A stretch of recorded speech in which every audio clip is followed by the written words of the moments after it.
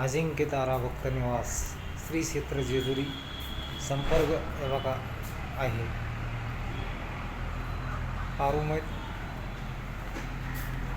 बिना बेडच्या रूम. गादी मिळतील तुम्हाला. एका रूममध्ये 10 माणसं सुद्धा झोपू शकतात आपल्याकडे. प्रत्येक रूममध्ये गाद्या मिळतील.